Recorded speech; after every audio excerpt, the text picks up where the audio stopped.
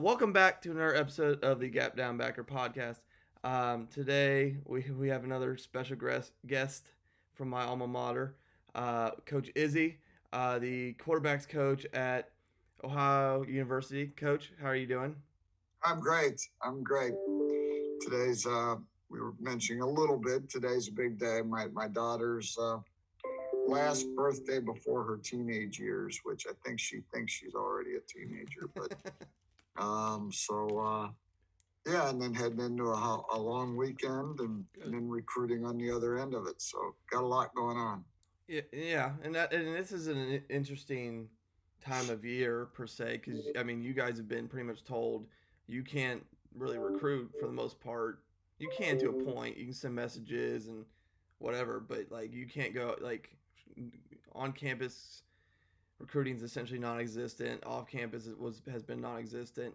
How has that transition or gearing back up to recruiting been that process? Well, it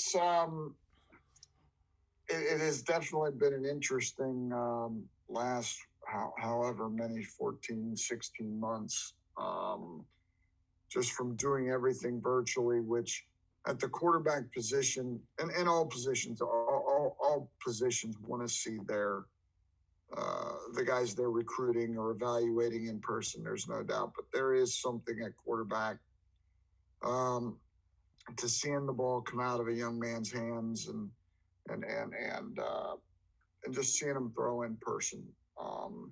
And we really haven't been able to do that now since last January. Yeah. So, really what the NCAA did is they just decided that starting June 1, we go back to our normal recruiting calendar. So, in a typical year, in mid-April through May, we are allowed to go visit high schools, and it's an evaluation period for us. We're not allowed to have contact with, any of the student athletes, but we're allowed to get academic information to watch them maybe work out. Here in Ohio, there isn't spring ball, but you may go to a baseball game or to a track workout or a lifting session or whatever. And for me, a lot of times quarterbacks throw after school or before school or whatever, and you get to see them. We haven't been able to do that, but now June is typically a camp season for us. Yeah. So that's when, there's been some different regulations with that. Can only be on an NCAA campus. So yeah, we get 10 camp days. So we're allowed to have a coach out for 10 days through the month of June and the last week of July. And so if one coach is out, that counts as one of your camp days. So, you got to try and manipulate the schedule so that all 10 or 11 coaches are out. Yeah. Each one of those 10 days to maximize your evaluations. But when you do that, that requires you to kind of go all over the country. Be a lot of flights and a lot of long drives and some short stays in some hotels all around the Midwest and down in the South. But just trying to get for me in particular, my eyes on as many quarterbacks as I can. And yeah, it's exciting. It'll be nice to be able to watch whatever TV show I think I want to watch, as opposed to at home for the last 16, 18 months or whatever. But to get out and get on the road and see some high school coaches, some college coaches that typically you get to kind of network with throughout the month of April and May, and yeah, so it's exciting. Now, before we get to what we're going to talk about today, how was working with quarterbacks during COVID for you? Because you had to, I mean, everybody, I mean, we all had our Zoom or Google Meets or whatever system you use to talk to your kids, but quarterbacks are always a little interesting in terms of their, I mean, special teams are usually in their own little world, just doing their drills separately, unless they're on like field goal PAT as a holder. How was the preparation this past year for you, especially on a short season for your quarterbacks, given that shortened amount of time?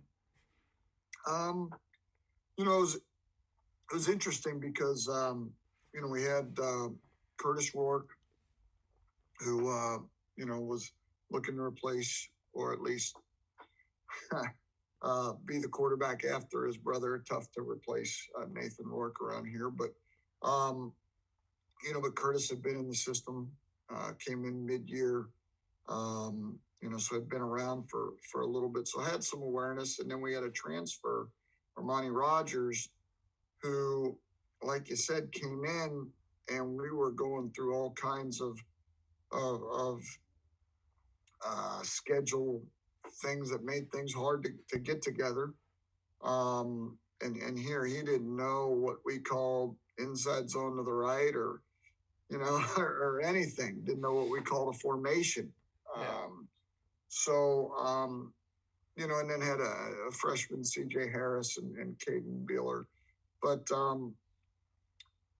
think what it forced you to do is to embrace technology, whether you were someone that typically did that or not. Filming meetings. I've got my little tripod here. That became a big friend of mine, because I'd stick my phone in there and video my screen and conduct meetings that way, and send it to them, and they could watch it whenever they wanted, and that became a way of, like I said, embracing some things technology wise that I think will last. I think that is going to be a way from here on out that you will try and educate your kids on what certain aspects of the game, whether it be the X's and O's, or game management that we may talk a little bit about today, but becoming maybe a little bit better with PowerPoint or Visio, or whatever platform you want to use to where maybe you're a grease board guy, but it was really hard to just get up on a grease board when everything was virtual. So you had to become more organized with that. And there are certainly things that, a platform that I used called Anki, which is spatial learning. It's basically flashcards, things that all of a sudden you had time to kind of research and evaluate and implement into the learning of the players. Just like teachers all over America had to do, no matter whether it was elementary school, high school, college. Here at Ohio U, with so much remote learning, the very first coach I ever coached for said, hey, you're not a coach, you're a teacher. Yeah. You just happen to be teaching football. And, so some of those days where typically you'd be out on the road recruiting, and instead I was sitting in here watching YouTube videos on the best way to use PowerPoint presentations and transition slides and animation and all that stuff, just to try and become a better coach, or to be a better teacher. Now, I mean, when we've talked several times over the past several weeks, and we were going to talk game situations today, and you showed me some of your stuff, and I think what you've put together is very interesting and very detailed on kind of how do I word this, just general game situations that quarterbacks need to be aware of, that and some of them you don't even think of. Do you want to kind of share and kind of go over that, and kind of let's look at your presentation? Yeah, so I think, again, like I said, at this time you end up kind of stepping back, and with having a super senior on our team that has been through 2 or 3 different coordinators in his time, to Curtis Rourke, who has been here with me the whole time. You kind of, okay, let's step back and get back to some of the basics. I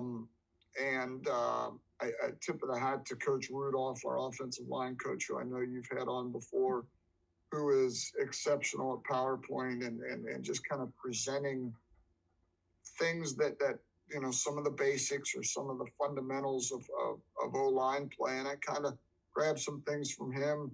My old college coach, Mike Emmendorfer up at Wisconsin Platteville, is amazing with PowerPoint and some of that stuff. So I took that, and I'll be honest with you, my 10-year-old son is in baseball, and because of this recruiting schedule being what it is, I've been able to kind of coach him a little bit. It's amazing. You step back, and at that level, you teach him, hey, with 2 strikes, you can run on anything. Yeah. You know, the ball's in the air, you got to tag up, and they don't know. You know, so you're starting off at the bare bones, but those are the things that they need to learn to be a better baseball player. And you kind of think, well, what am I not doing a good job of teaching that may come back to haunt me at a really crucial time in the season? So I kind of, hey, these are the things that seem very, very fundamental, but I think you can't stress enough. Yeah.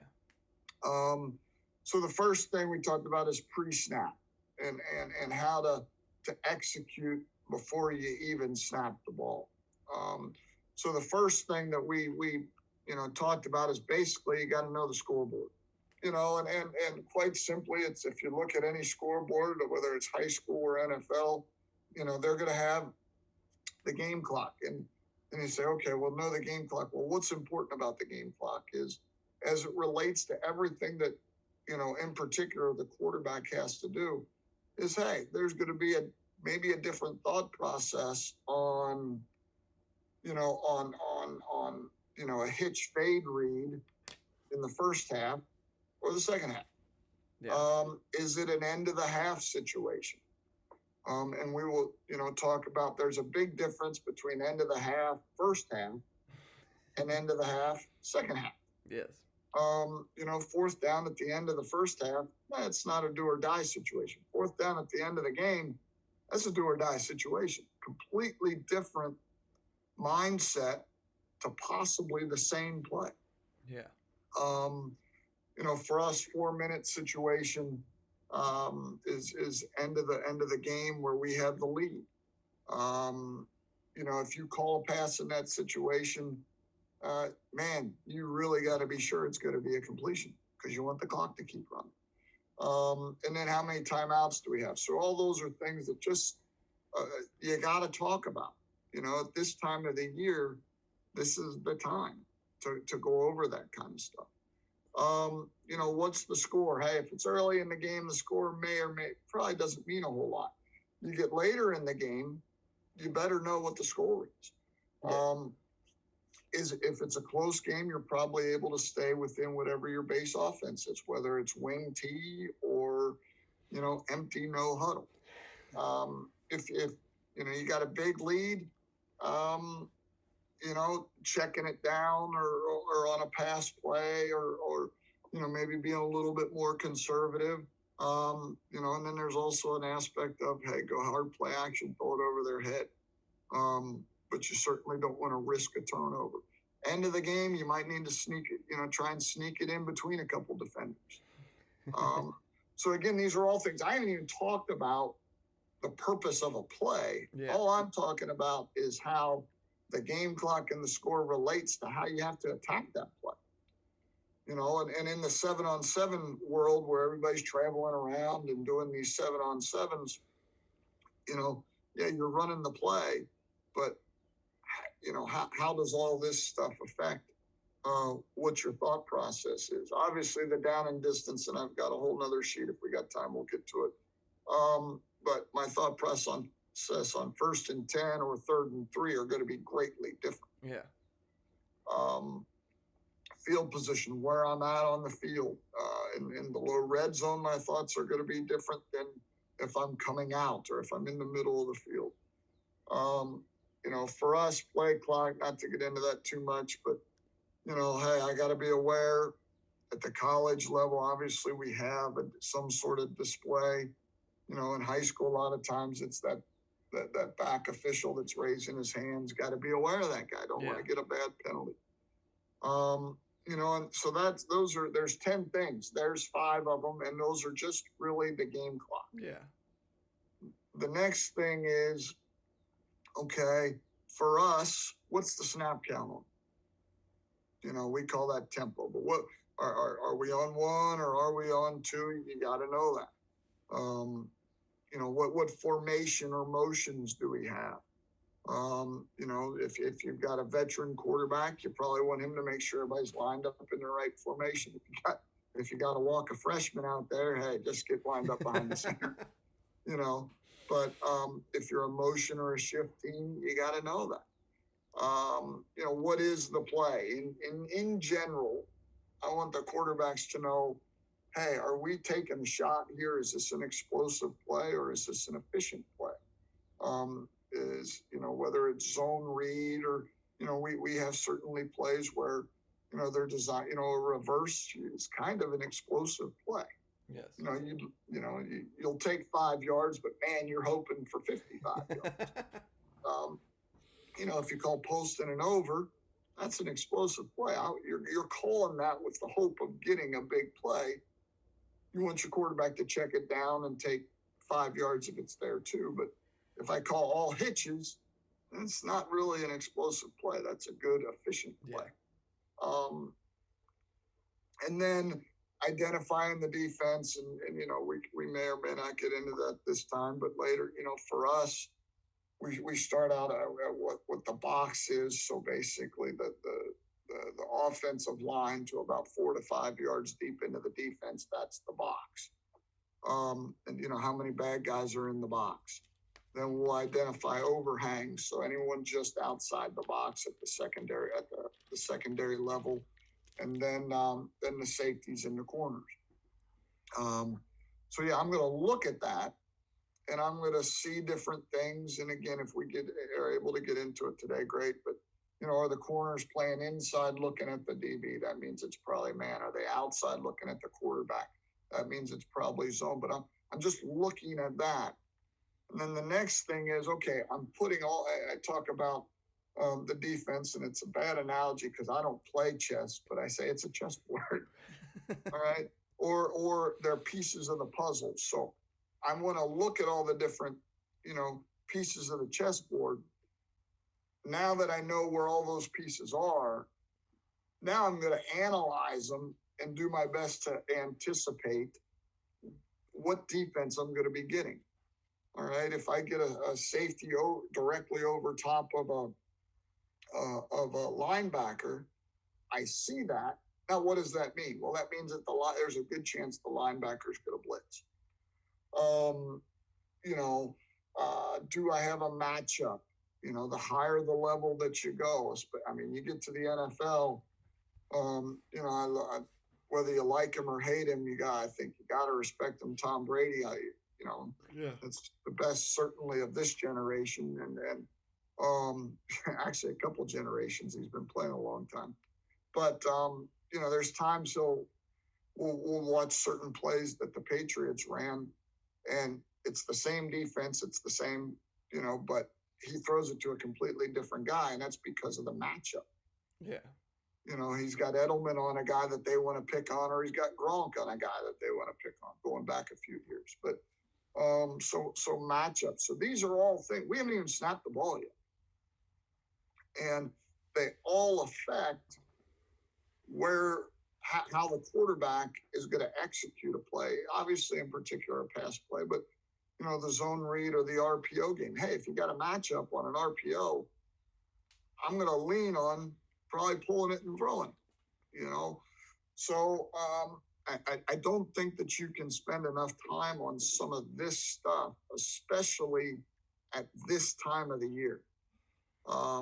Whether you got an older quarterback or a younger quarterback, that all of this stuff is important.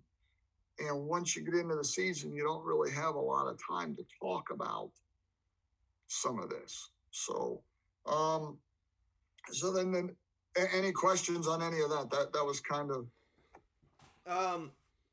The main thing is how much do you think some of that gets altered based off of scheme? In your opinion, because like you mentioned wing T earlier, empty spread, teams that heavily RPO, teams that don't RPO. How much do you think some of this inside zone versus power? How, especially the identifying the defense, may that be more complicated or simpler for certain teams than say maybe you? Sure, I think especially the scoreboard part though. If I'm a veer option game, Yeah. okay, and it's end of the game and we have a 2 touchdown lead, I'm probably going to be heavier on giving it to the fullback. If that situation, we talk about the gray area, whether it's zone read or slant flat. What's the gray? Where do you want to go with the ball, or what do you want to do if it's the gray area? Like he's dead in between, well, if you're an really athletic quarterback and you got a really athletic pitch option, the gray area through the course of the game might be to pull it off of the zone, the triple option and go. Well, now end of the game, we got the lead. Man, I don't want to risk the pitch. Let's be a little heavier on giving it. Yeah. If it's 3rd and 1, I'm probably going to be heavier on giving it. So I think there are certainly the style of offense that you play is going to be different things to different quarterbacks. Yeah. But I think that all of these, in particular, the scoreboard phase of what I talked about is going to be important for any offense. Again, you get into the, like you said, the wing T stuff. Coach Ridolph. I'm going to leave that in too. That is getting left in. Certainly, you get into some of this. We're more of a multi-spread team. When you get into, how you break down a defense, there's certainly going to be differences there. But, ultimately, the more experienced you get, the higher level you get, you better know more of the chessboard than what you did in grade school. I agree. So next thing, and this is, again, geared mostly to the quarterback, I talk about where we are on the field. And everybody seems to break it down differently as to what yard lines those are and what fancy names you use for them or whatever. Mm-hmm. But, for us, hey, coming out, so the ball's inside the 10. Okay. There's a couple schools of thought there. All right. And called plays there for Coach Fincham there at Wittenberg for 6 years. And there was one game we set a record for longest touchdown pass and longest touchdown run in school history in the same game. Yeah. I'm sure that's been broken since then. But, I think they both were like 94 yards. So we were backed up. And, man, let's go. Let's set the school record, right? Let's get the ball on the 1 yard line. There's a little part of you, man, let's set the record that's never going to be broke. Let's take a shot. And then there's a little of you that's like, oh, man, I don't want to get a safety or a fumble in the end zone. I don't want to screw it up. And I think there's a time and a place for each one.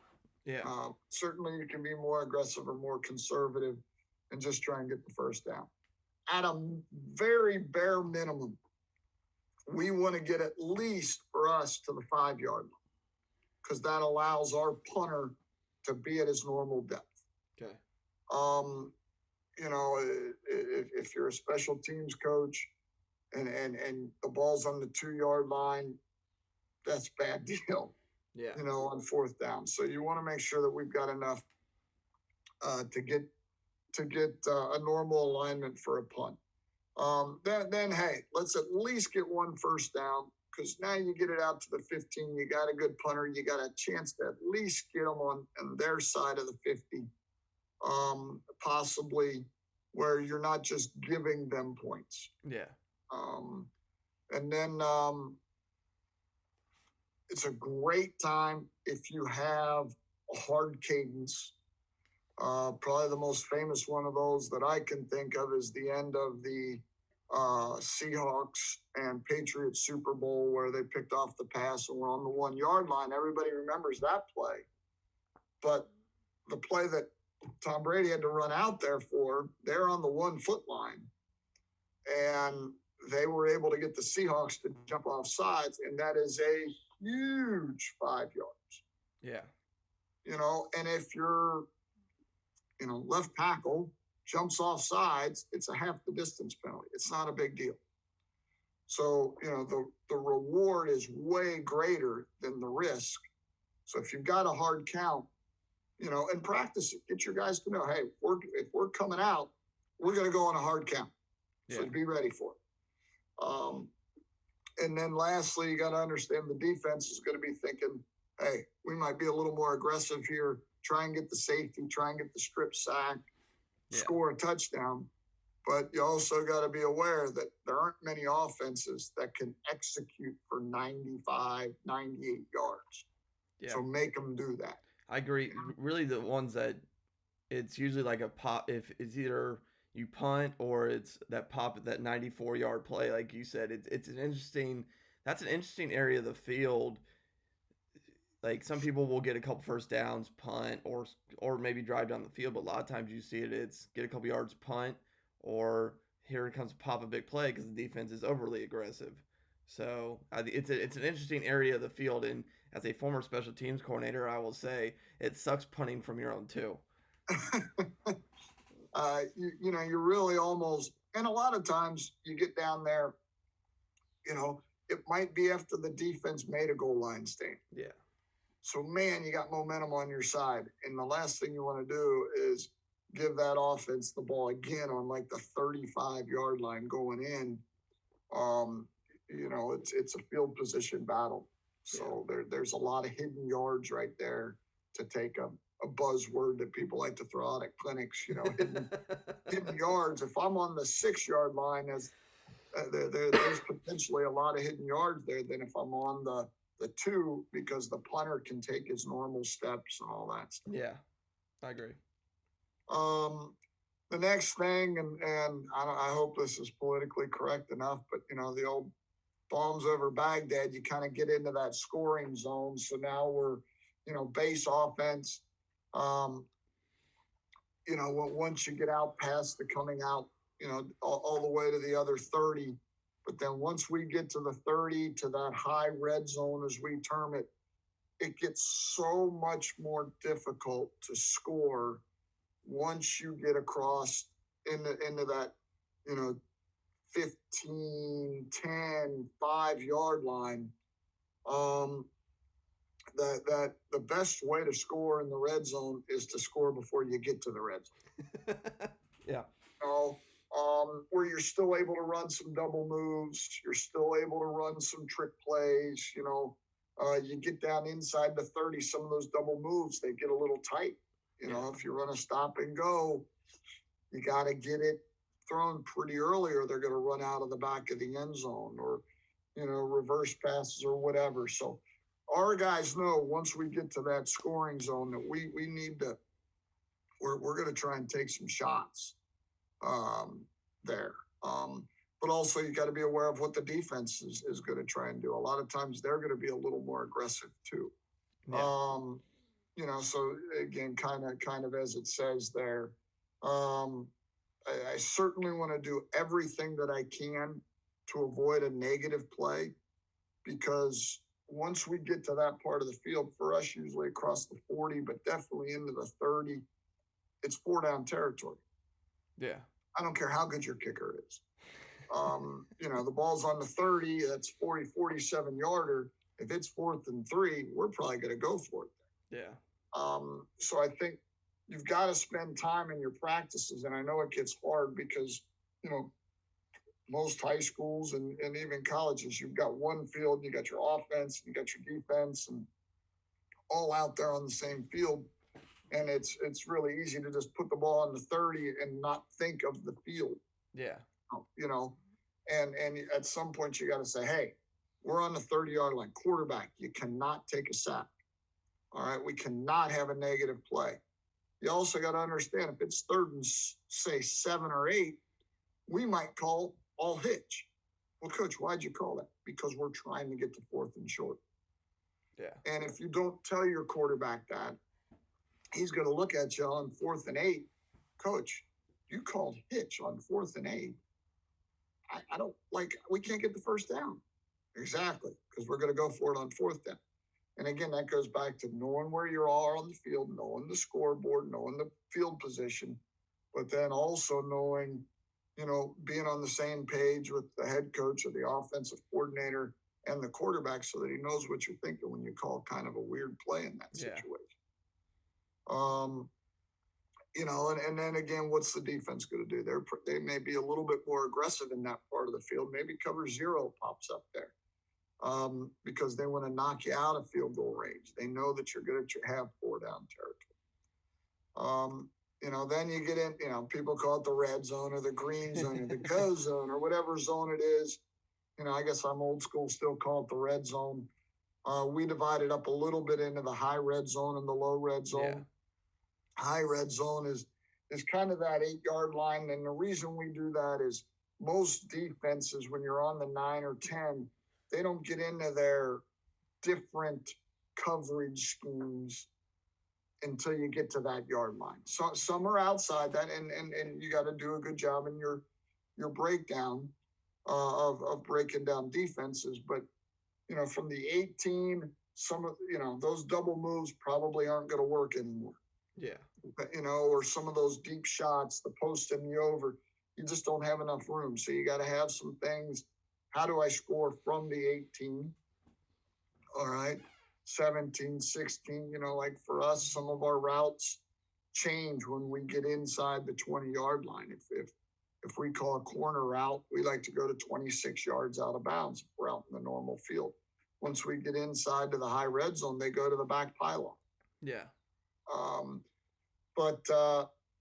Usually the defense is going to add a guy to the box. So then for us, especially in our offense, if we've got an athletic quarterback, we're going to add him to the run game because now it gives the offense an extra hat in the box. Play action obviously becomes huge, but you can still run some base offense and defensive plays. Now, go ahead. Sorry. And we've talked a little bit about this before. Does getting a first down at the 9.5-yard line affect anything there? It happens every game for us. Every game. We never get the ball first and goal on the 4. It's always first and goal on the 9 and 7, 8-yard line. Where you can't get a first down. Now, I'm sure everybody in the country jokes about that. It just seems like it happens to us all the time. But that's certainly a difficult spot. Yeah. But I do think no matter how well you throw the ball or whatever, we've been very, very fortunate. We're over the last 4 years, we've been one of the best teams in the country in the red zone. And I think it's for us, a little commercial for OU is, we want athletic quarterbacks because then it allows you to still run the ball down. Yeah. And the windows just get unbelievably tight down there. Your quarterback really has to do a great job of anticipating.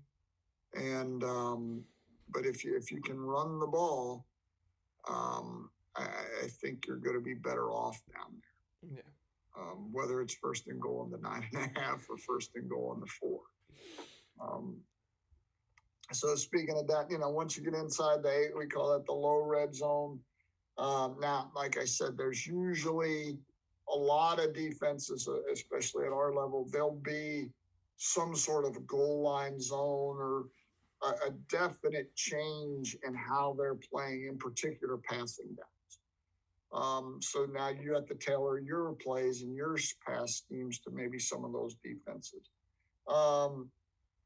And then, again, QB run and QB, play action in general.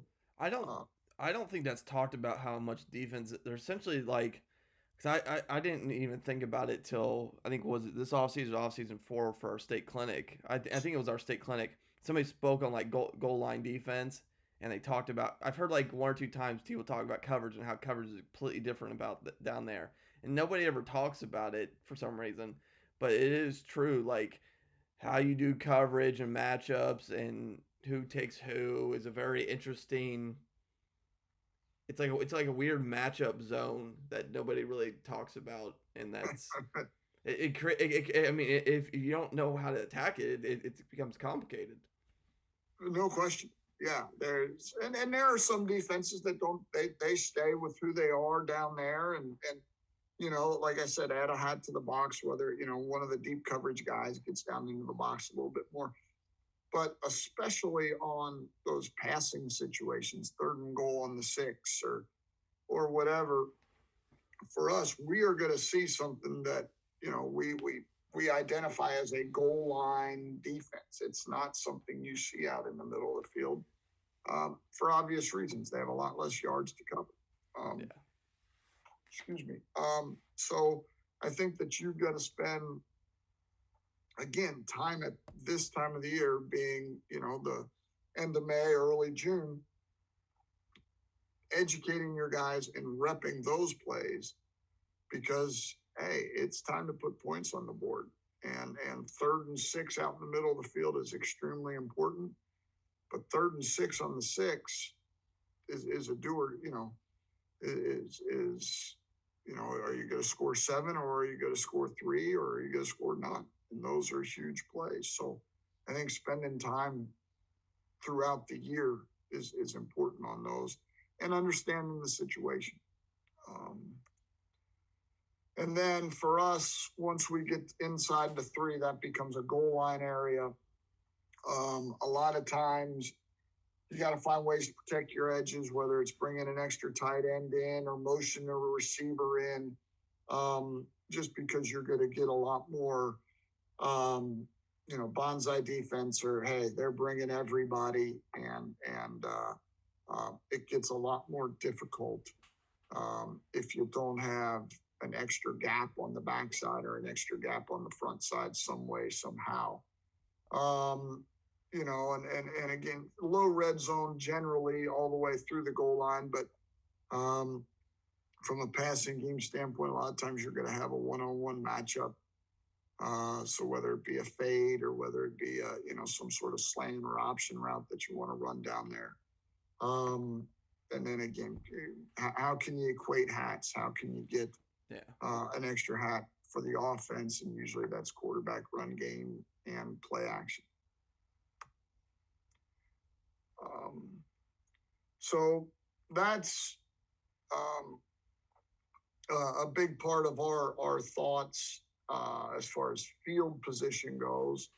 And I'll let you kind of direct me. We can talk about how the quarterback looks at the defense, which I don't know, how specific you want me to get there, or I can get into our thoughts in general on down and distance, just like I did on field position. Let's do thoughts on down and distance. So now down and distance, and some of this may seem a little tedious, but I think that the more that you can spend time in the off season on things like this, where it's easy to go, there's nothing to really talk about at this time of the year.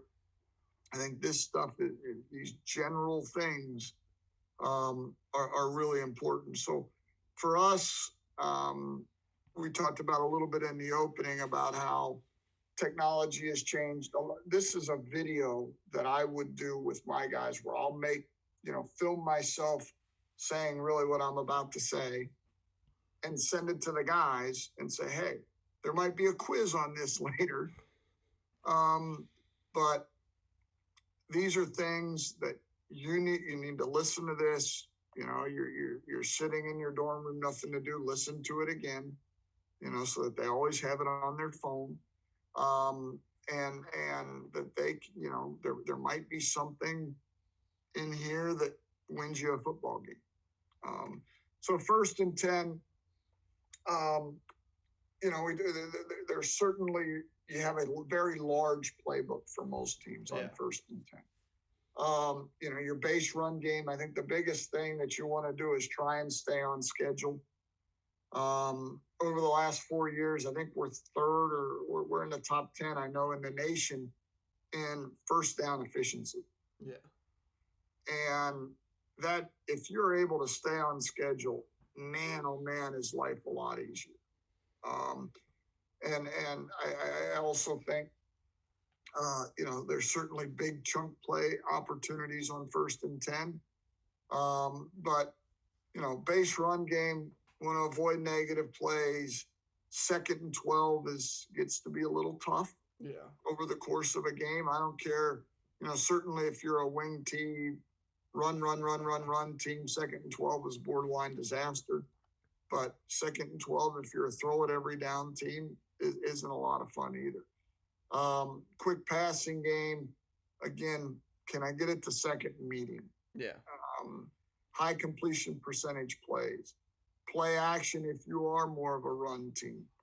I think you got to spend time that, with your quarterback, that it's not the end of the world if it's 2nd and 10.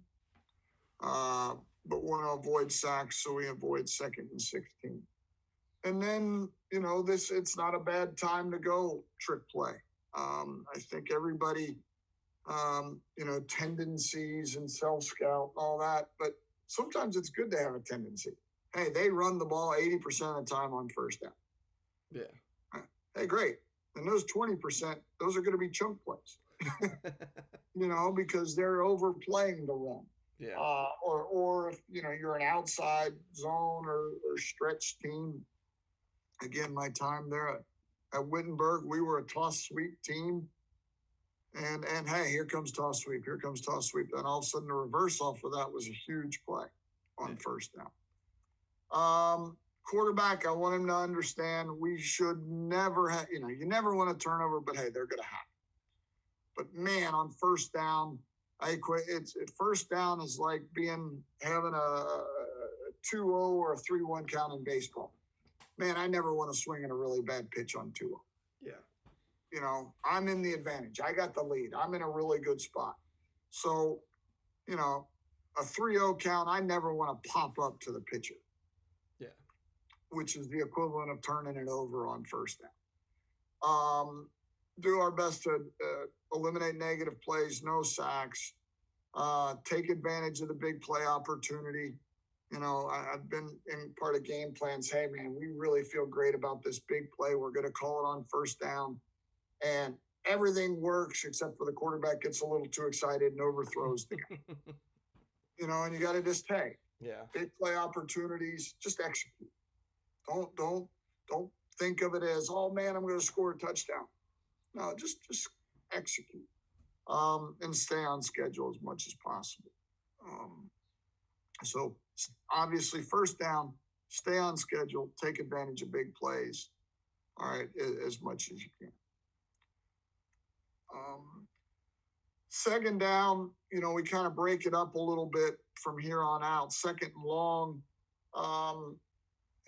We want to get, and there's a couple schools of thought. Most of the time, hey, 2nd and long, let's get it to 3rd and we got a chance. 3rd and manageable. There are people that, hey, if it's 2nd and 12, try and go get the first down on 2nd and 12. If it's incomplete, you still have 3rd down. For us, because we are a little bit more balanced, I'd like to get to 3rd and 3, 3rd and 4, where both the run and the pass are still very, very legitimate options that the defense has to be aware of. Again, quick passing game. Let's get it to 3rd and manageable. I think that's a good screen draw time. And I also think it's a great time to get in a passing formation and still run the ball. Make the defense think that you're going to run it and run a draw or run an inside zone or whatever your scheme is. But hey, it's 3rd and long, it's 2nd and long. They're going to throw it and get it to 3rd and manageable. Quarterback, get a completion. Run reads. I think that's a good time whether you have an RPO or not with the quarterback, hey, if nothing's there, take off and run. Again, get to third and manageable. Don't panic. Stay out of the 3rd and 17 where you really don't have a great chance of getting it. And remember, you still have a down left. Yeah. You still got third down. Second medium, man, we're on schedule. I know a lot of call sheets that coordinators have. Second medium are the same plays that you're going to call on 1st and 10.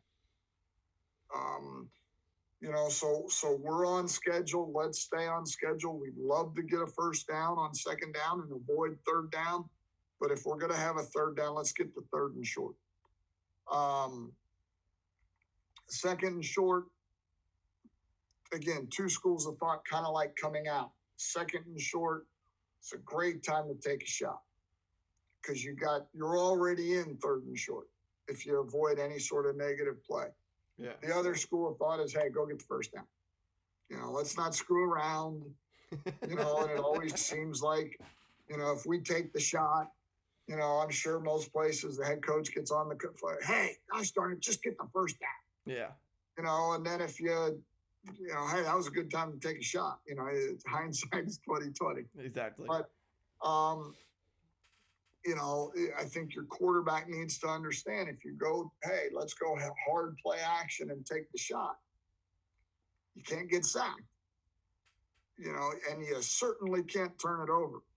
Again, back to the baseball analogy. Man, it is a 3-0 count. I am looking for him to throw it through the eye of a needle. He is going to throw it in this exact spot, or I'm taking it. Yeah.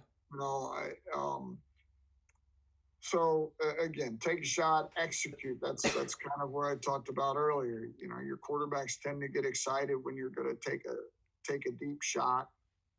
Just execute, and then if you're just trying to get the 1st, be smart, no negative plays.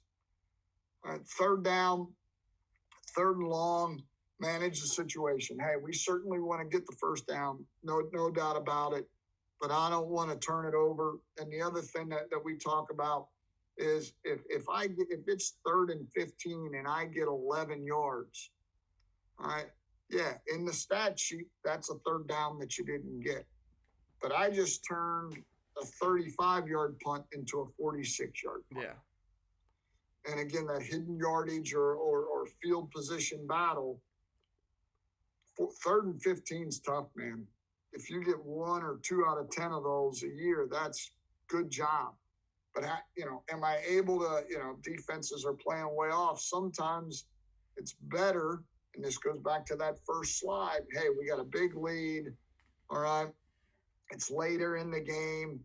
This might be a better time to just run a screen or run a draw and get 8 or 9 yards than to really try and get the 1st down. Yeah. If we're behind and it's getting later in the game, you got to take a shot. You got to find a way to try and get the 3rd down conversion or get the 4th and medium. Exactly. So that's basically what I'm saying there. Get the 4th down and manageable. So field position, we talked about it earlier. Hey, if I'm on the 50 and it's 3rd and 15, I know if I can get 12 or 13 yards right here, that's going to put us in 4th and short. We're going to go for it. Yeah. So as the quarterback, man, I want to know if we call some sort of drive route concept, taking the drive isn't necessarily a bad thing. Yeah. If they all drop off. Quarterback, understand the purpose of the play. Again, use your eyes and shoulders. I think that's something, if you've got a senior that knows what he's doing, you can start to talk about eyes and shoulders. A young guy screws them up. Just let them drop back and make their read. And then take check downs and run if nothing is open. 3rd medium, hey, it's a battle of execution. Almost all your plays are designed to get 4, 5, or 6 yards, which is for us 3rd and medium. So stay in that. And all defenses want to try and keep you from getting 4, 5, or 6 yards. So it's a battle of execution. And I think we sometimes try and make 3rd medium into this unbelievable down. Hey, run your base stuff sometimes. Just run your base passing game or your run game, and because most of those plays, if you execute, are going to get 4, 5, or 6 yards. And again, if you got an athletic quarterback, man, that's a heartbreaker when your quarterback takes off and scrambles after you've covered everybody. I saw Mac Brown speak at the AFCA coaches convention when he was at Texas and they beat USC in that historic game that heck, the guys we get to coach probably weren't even born. Yep. Most of them. Vince Young was as good as there was in college football, and he kind of told a joke at a clinic. He said, I told my coaches on third down, call pass plays where everybody would be covered so that Vince would take off and run. Works. It worked. They won a national championship. And then lastly, third and short, hey, who's tougher? Certainly the run game is gonna take, but I think that's a down if you're playing, hey, you're playing the team that is better than you. Yeah. I think that's a time to take a shot, because now you got a one-on-one matchup probably. You're playing the team that's favored to win the state, or you're playing, for us, we're playing a big Power 5 school. It's a good time to take a shot on third and short. And again, the quarterback wants to know that, and also needs to know if we're in fourth down territory. I'll go quick because I know I'm eating up time. But fourth down, got to know the difference between fourth down at the end of the game, where I cannot take a sack. I'm going to throw it over my head, and give somebody a chance at the end of the game. But if it's fourth down and then, late first quarter, hey, I don't want to get sacked, but it's not do or die time. It's not, get a YouTube video time. And then so those are situations there that, I want to know, and I want to spend time with my quarterback, with my offensive staff, with the other coaches to make sure that our kids understand what our thought process is. Because just so many times, the one example is, hey, that comes up all the time in practice is if we're moving the ball, it's 3rd and 8, and we're on the 40-yard line going in, and our quarterback forces a 14-yard dig when the check down is going to get us the 4th and short. Yeah. And man, they need to understand that situation. And it has very little to do with your progression, 1 to 2 to 3. Yeah, it's still 1 to 2 to 3, but number 3 might be my best option. Yeah. So how much can I educate my guys at this time of the year on that?